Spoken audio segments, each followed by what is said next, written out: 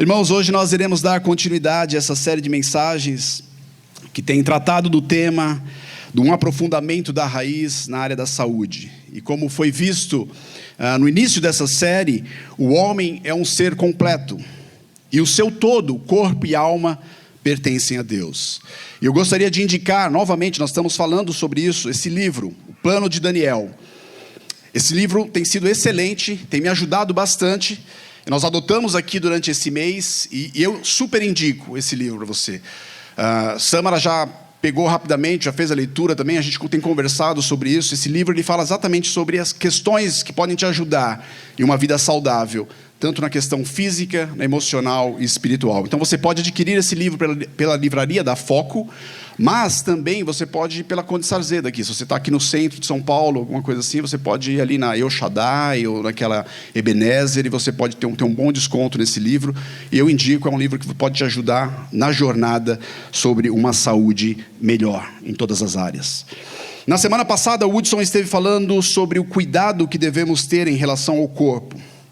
E hoje o tema é sobre o cuidado com a saúde emocional. E eu sou casado com uma psicóloga e terça-feira agora nós faremos 24 anos de casado. Olha que legal.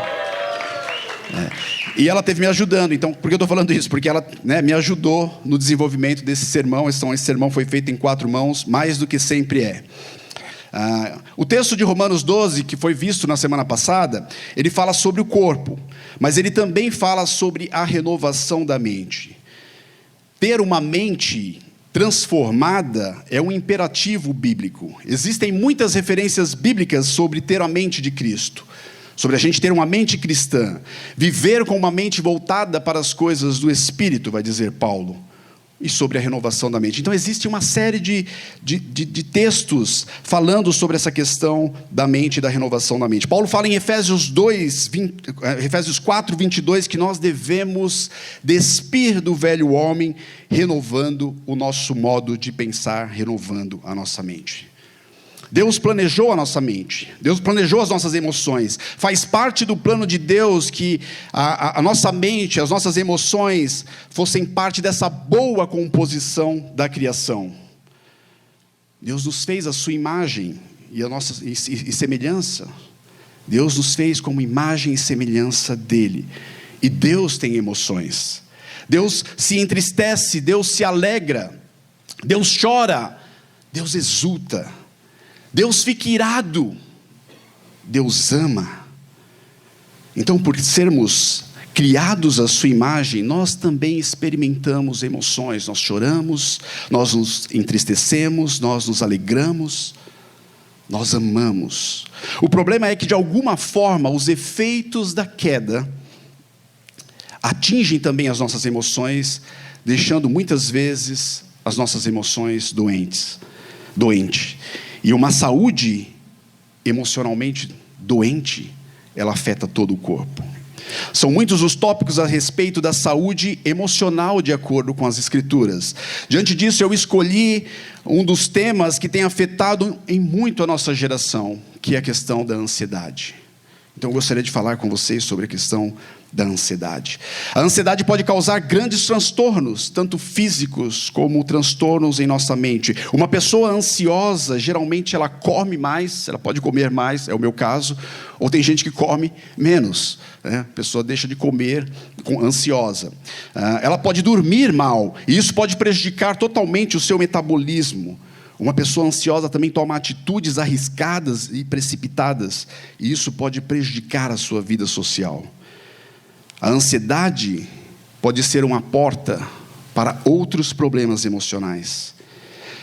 Eu gostei de uma definição sobre ansiedade que diz assim: ansiedade, um estado de apreensão intensa, incerteza e medo resultante da antecipação de um evento ou uma situação ameaçadora, e uma intensidade tal que interrompe o funcionamento normal das funções físicas e psicológicas. Ela pode ser um problema, inclusive, começando de uma forma bem simples. E a gente nem percebe ou acha que está realmente dentro do controle. Mas se não for tratada, às vezes a ansiedade pode afetar toda a nossa vida. Agora, o problema é que a nossa geração é uma geração que bebe da fonte da ansiedade.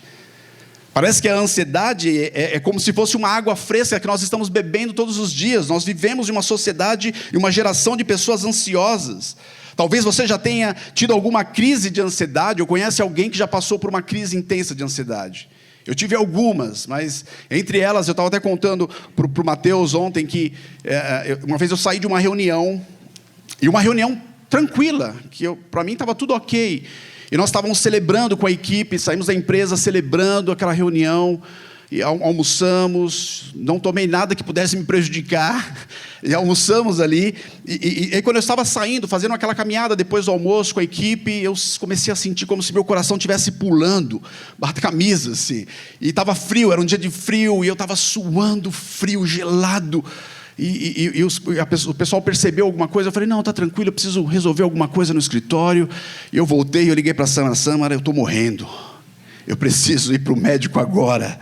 E eu cheguei no médico, ele me deu um sossega-leão. Então, as pessoas, a gente tem essas crises de ansiedade. Nós estamos vivendo numa sociedade que tudo nos leva a ficarmos ansiosos e preocupados por prazos, por relacionamentos, por provisão, por diversão. A ansiedade atinge a todos, adultos e crianças, doutores e analfabetos. Religiosos e ateus são afetados pela ansiedade. E a Bíblia fala sobre a ansiedade. E um texto que eu gostaria de olhar com vocês é um texto que está na carta de Filipenses, no capítulo 4, a partir do verso 4. Alegrem-se sempre no Senhor. Novamente direi, alegrem-se. Seja a amabilidade de vocês conhecida por todos. Perto está o Senhor.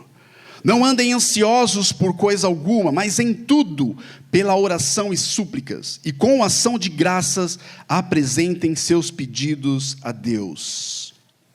E a paz de Deus, que excede todo entendimento, guardará o coração e a mente de vocês em Cristo Jesus.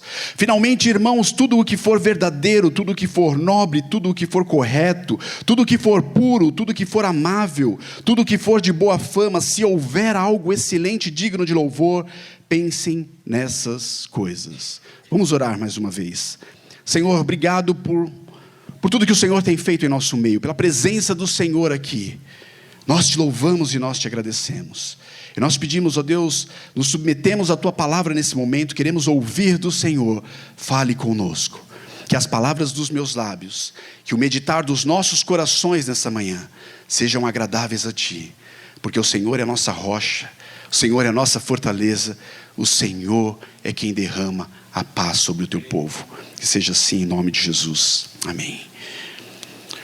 O apóstolo Paulo, um prisioneiro em cárcere romano, por causa de Cristo, escreveu essa carta, Filipenses, aos irmãos de uma colônia romana, que fica ali no noroeste hoje da Grécia, e ele trabalha essa carta no capítulo 3, com questões relacionadas à confiança em Cristo, para fortalecer aqueles irmãos que estavam passando uma grande perseguição, por causa das pessoas ali da Macedônia, daqueles que não eram religiosos, estavam perseguindo os cristãos ali.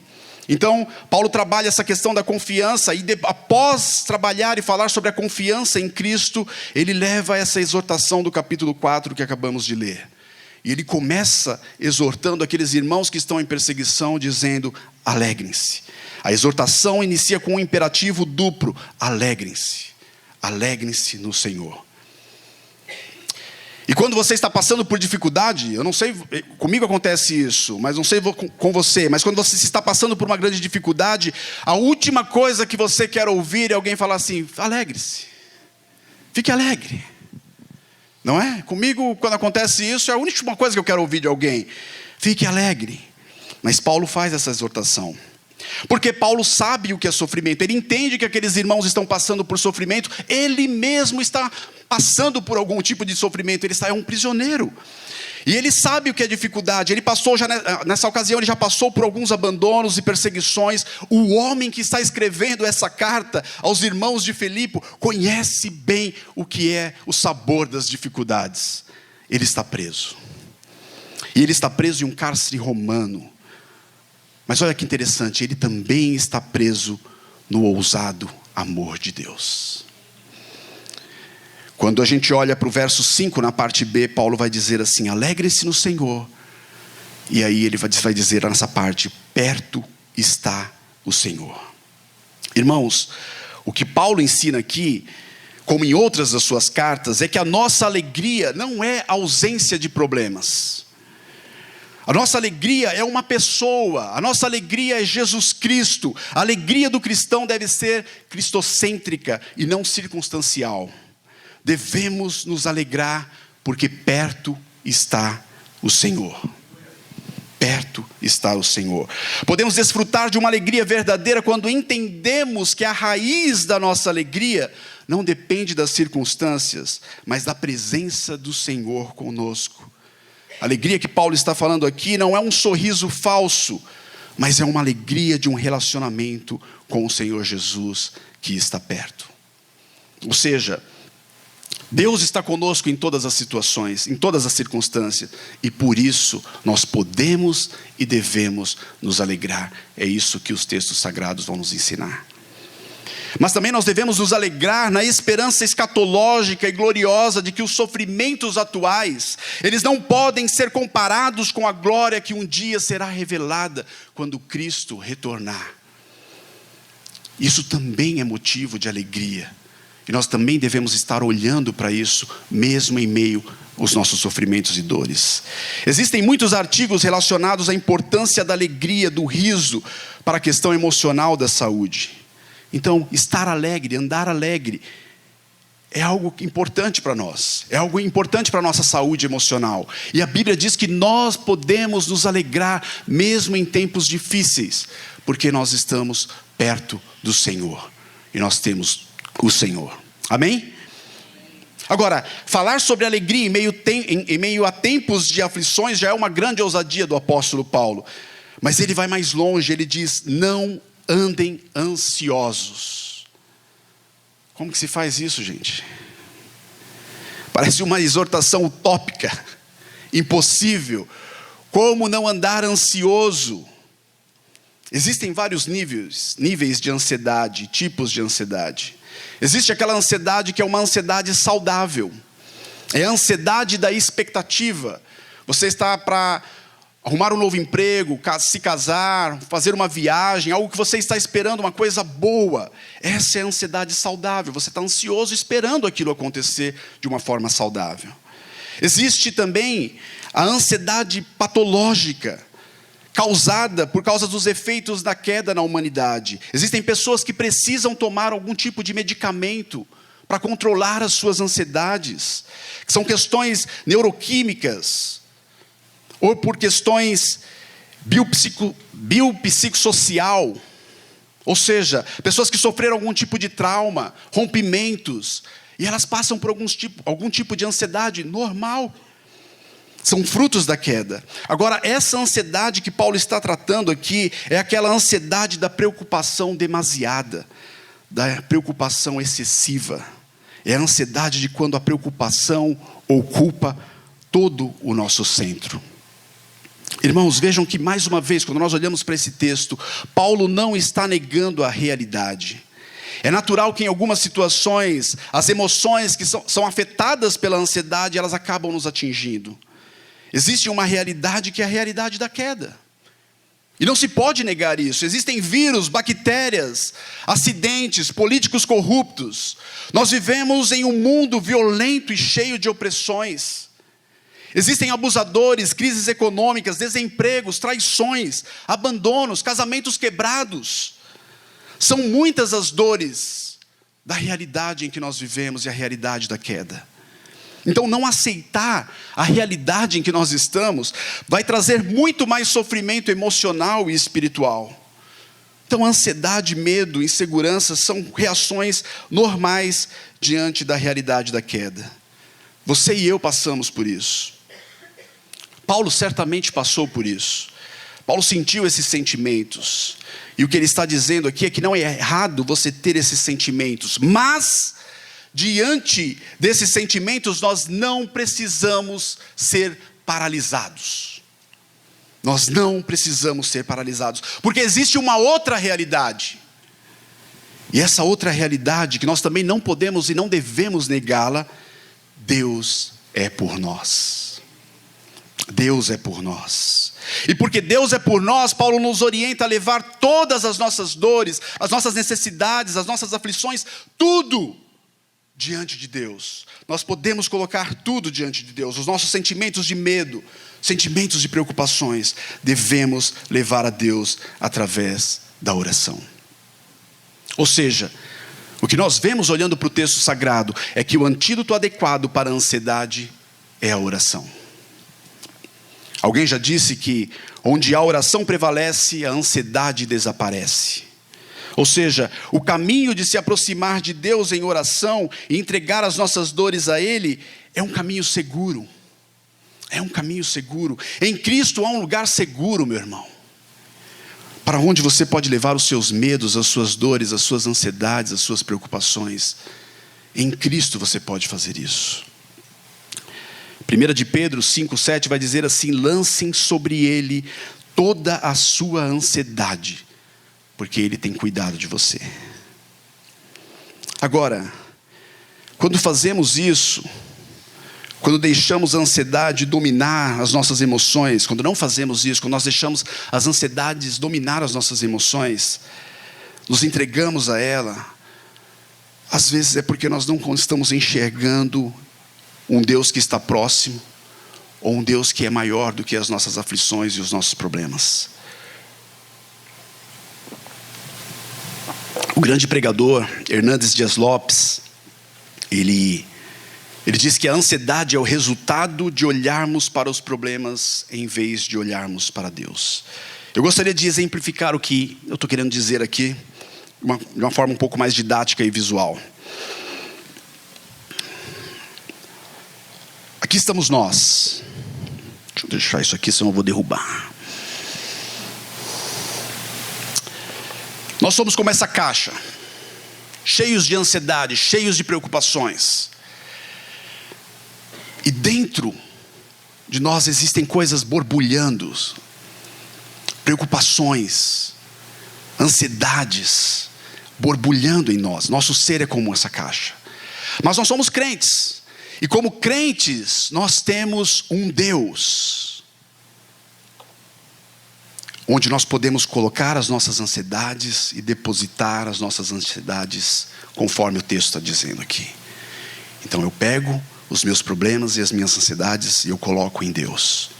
É isso que o texto que nós lemos diz: lance sobre Ele as suas ansiedades. E nós fazemos isso. Eu aposto que você faz isso. Quando você está com algum problema, você leva em oração. Se você é cristão, você faz isso. O problema é que nós entregamos para Deus até o final da oração. A gente está lá confiante, a gente está vendo um Deus, a gente tem Deus, e a gente coloca diante de Deus e a gente fica aguardando uma resposta. Mas o tempo de Deus é diferente do nosso. Então o que a gente faz? A gente pega de volta as nossas ansiedades. E a gente quer cuidar dessa forma. O livro de Isaías, no profeta Isaías, trabalha 20 capítulos em seu livro. 20 capítulos a respeito da falta de confiança em Deus. 20 capítulos. O povo de Israel era um povo que, assim como nós, tinha as suas lutas, os seus problemas e as suas ansiedades. E era um povo que também confiava em Deus, e colocava e depositava os seus ritos, a sua fé em Deus. E muitas vezes eles colocavam as suas ansiedades, os seus problemas diante de Deus. Mas quando apertava a situação, diz o texto que o povo de Israel procurava aliança com outros exércitos. Exércitos inimigos, povos estrangeiros, porque estava faltando a confiança em Deus. O que acontece é que muitas vezes nós enxergamos os nossos problemas, as nossas dificuldades, muito maior do que Deus. Deus parece pequeno diante dos nossos problemas. Então a gente quer resolver de uma forma que a gente tem um pouco mais de controle. Mas nós precisamos, irmãos, enxergar as coisas da forma correta. Nós precisamos enxergar Deus como Ele realmente é. Um Deus forte, grande, poderoso. Um Deus que está conosco e um Deus que pode vencer todas as situações adversas em nossas vidas. Nós precisamos voltar a enxergar esse Deus. E às vezes eu me pego fazendo isso. Eu falei com a Samara no começo desse ano. Eu estava algumas noites sem dormir, preocupado, ansioso. E eu comecei a fazer um estudo no livro de Isaías, e Deus falou muito comigo a respeito disso, sobre como anda a minha relação de confiança nele. Como eu estou confiando em Deus. Às vezes eu estou confiando muito mais nos meus problemas, na forma que eu resolvo os meus problemas, entregando a Deus e retirando de forma rápida, porque eu quero resolver, mas eu preciso confiar em Deus. Nós precisamos desenvolver uma confiança em Deus. E como nós podemos fazer isso? Através da renovação da nossa mente.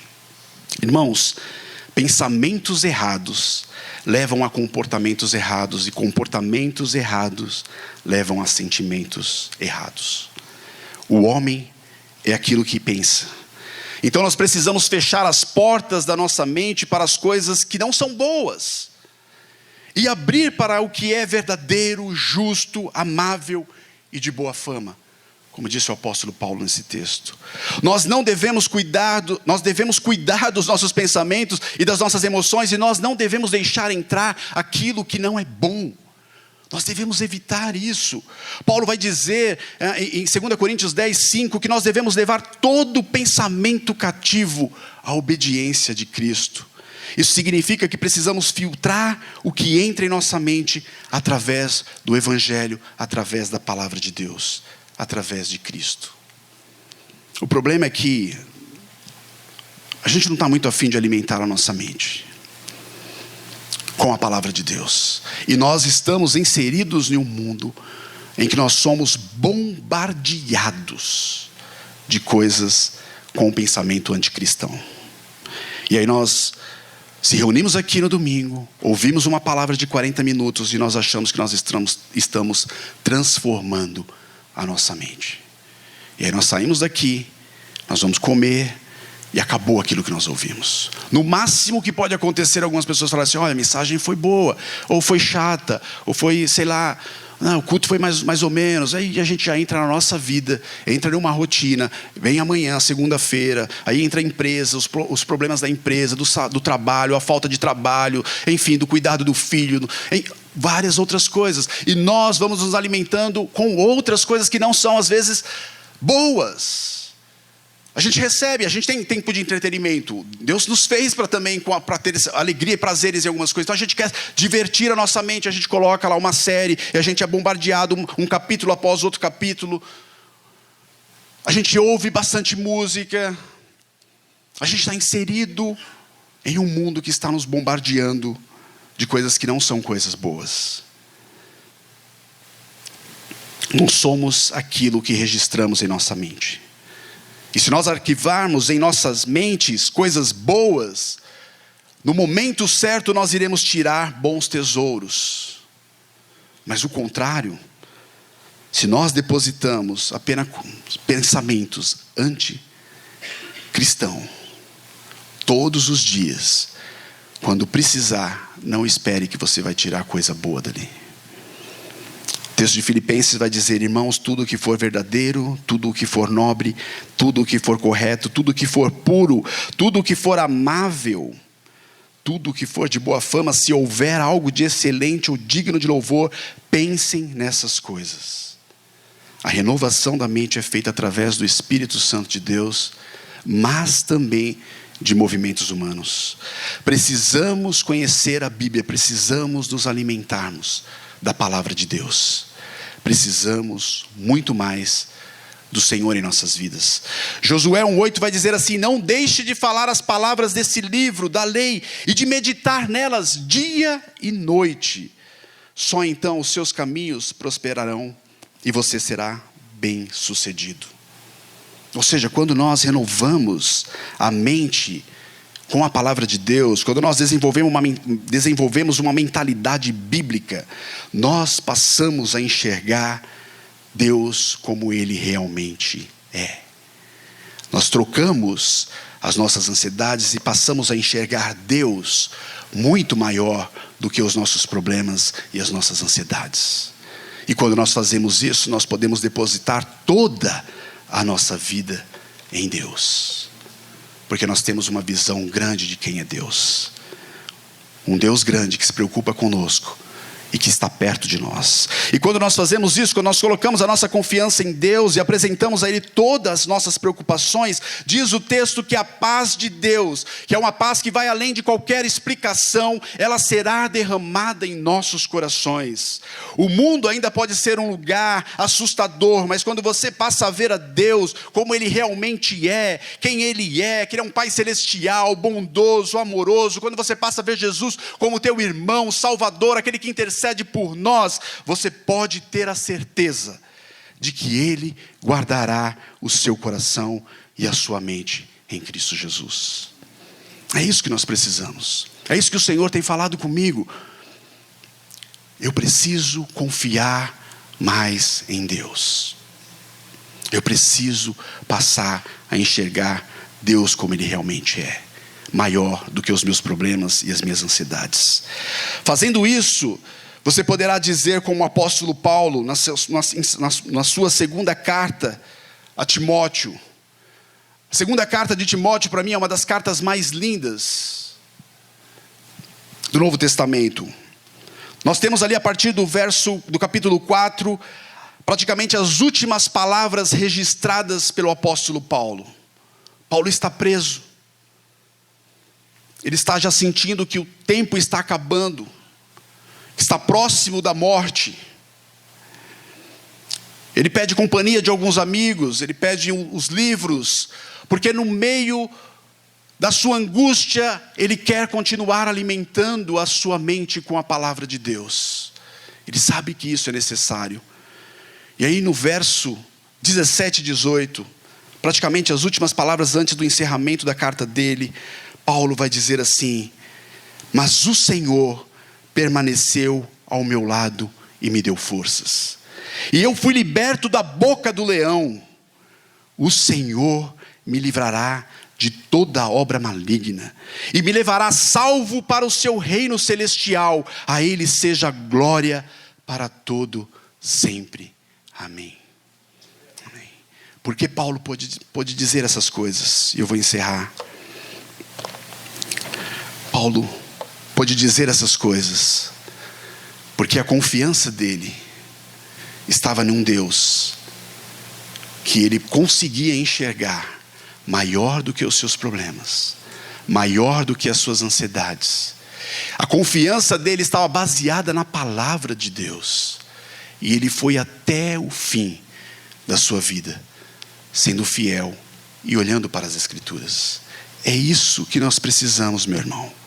Eu não sei como anda a sua vida, se você está andando num nível de ansiedade tão grande que você não consegue enxergar a grandeza, o poder de Deus.